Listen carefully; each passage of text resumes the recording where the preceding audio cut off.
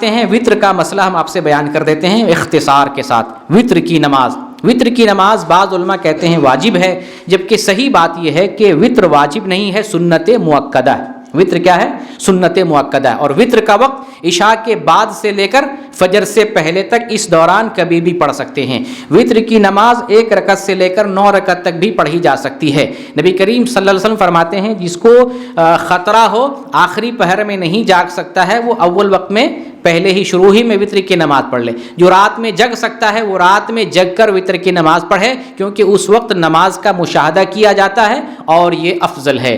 تو آخری وقت میں پڑھنا افضل ہے۔ 1 رکعت سے لے کر 9 رکعت تک پڑھنا جو ہے جائز ہے، بلکہ وطر تو اصل ایک ہی رکعت ہے۔ صحیح مسلم کی حدیث ہے 752 نمبر کی، نبی کریم صلی اللہ علیہ وسلم فرماتے ہیں الوطر رکعۃ من آخر اللیل، الوطر رکعۃ من آخر اللیل، رات کے آخری حصے کی 1 رکعت کا نام وطر ہے۔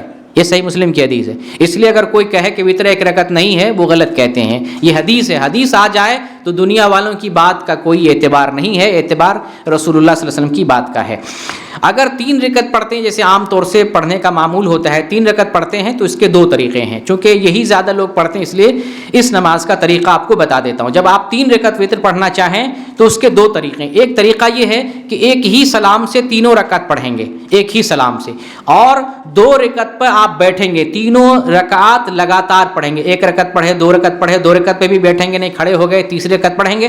تیسری رکعت پڑھنے کے بعد رکوع سے پہلے یا رکوع کے بعد دعائے قنوت کریں گے، پھر جو ہے بیٹھ کر سلام پھیریں گے، تشہد میں بیٹھ کر سلام پھیر دیں گے۔ اس طرح سے 3 رکعت ایک ہی اسی طرح سے لگاتار پڑھیں گے۔ جو لوگ کہتے ہیں کہ 2 رکعت پہ بیٹھنا چاہیے، وہ لوگ غلط کہتے ہیں اور حدیث کے خلاف کرتے ہیں، کیونکہ نبی کریم صلی اللہ علیہ وسلم نے وطر کی نماز کو مغرب کی طرح 3 رکعت پڑھنے سے منع فرمایا ہے۔ تو مغرب کی طرح 3 رکعت پڑھنے سے جب منع کیا گیا ہے تو مغرب کی طرح درمیان میں بیٹھیں گے نہیں، بغیر بیٹھے ہوئے لگاتار 3 رکعت پڑھیں گے۔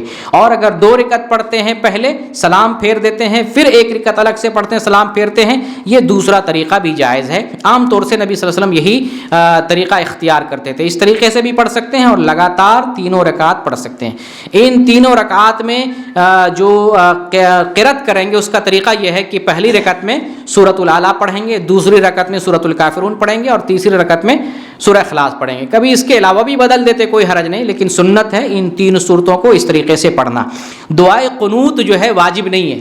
جب ادھر پڑھتے ہیں دعائے قنوت کبھی چھوڑ دیتے ہیں، کوئی حرج نہیں، کبھی جو ہے پڑھ لیتے ہیں تو ٹھیک ہے، واجب نہیں ہے، مشروع ہے، کبھی پڑھ لیں کبھی چھوڑ دیں، کوئی حرج کی بات نہیں ہے۔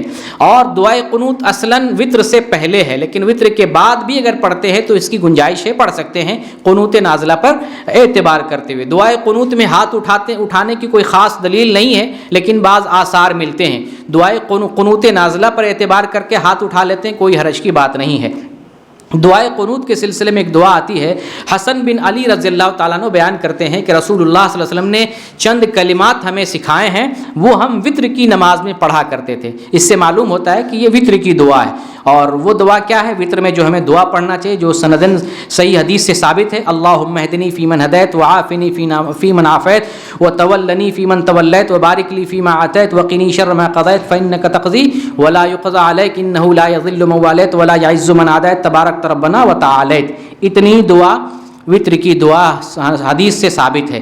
اس میں 5 جملے ہیں دعائیہ، اس کے بعد 4 جملے ہیں جو دعائیہ نہیں حمد و ثنا ہے، لیکن لوگ ہر جگہ آمین کہتے ہیں، یہ صحیح نہیں ہے۔ شروع کے 5 جملوں میں آمین کہنا ہے اگر آپ امام کے پیچھے آمین کہہ رہے ہیں تو، اور 4 جملوں میں آمین نہیں کہنا ہے۔ دیکھیے اگر اس پہ دیکھیں غور کریں، اللہم اہدنی فیمن ہدیت، اے اللہ مجھے ہدایت دے ان لوگوں میں داخل کر کے جن کو تو نے ہدایت دی ہے، یہ دعا یہاں آپ آمین کہیں گے۔ پھر وعافنی فیمن عافیت، اے اللہ مجھے عافیت دے ان لوگوں میں داخل کر کے جن کو تو نے عافیت دی ہے، یہ دعا ہے، اس پر آمین کہیں گے۔ وتولنی فیمن تولیت، اور میری کارسازی فرما ان لوگوں میں داخل کر کے جن لوگوں کی تو نے کارسازی کی ہے، یہ دعا ہے، اس پر آمین کہنا چاہیے۔ وبارک لی فیما اعطیت، اور وبارک لی فیما اعطیت، اور میرے لیے اس میں برکت دے جو تو نے مجھے عطا کیا ہے، یہ دعا ہے، اس پر آمین کہنا چاہیے۔ وقنی شر ما قضیت، اور مجھے اس چیز کی برائی سے بچا جو تو نے میرے لیے مقدر کی ہے، یہ بھی دعا ہے، اس پر آمین کہنا چاہیے۔ یہ 5 جملے دعائیاں ہیں، اس پر آمین کہنا۔ اس کے بعد ثنا ہے، انک تقضی ولا یقضی علیک فانک تقضی ولا یقضی علیک، تو ہی فیصلہ کرتا ہے، تیرے خلاف کوئی فیصلہ کرنے والا نہیں۔ یہ دعا نہیں ہے، اس پر آمین نہیں کہیں گے۔ اسی طرح سے انہ لا یضل من والیت، جسے تو دوست رکھے اسے کوئی ذلیل نہیں کر سکتا ہے۔ ولا یعز من عادیت، اور جسے تو دشمن بنائے اسے کوئی عزت نہیں دے سکتا ہے۔ تبارک ربنا و تعالیت، تو بلند ہے، تو بابرکت ہے۔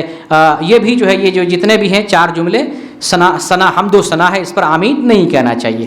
اس کے بعد بھی بعض کلمات حدیث میں آئے ہیں، نستغفرک و نتوب الیک، یہ سندن ثابت نہیں۔ اس طریقے سے بعض روایتوں میں آیا وصلی اللہ علی النبی، یہ بھی ثابت نہیں ہے۔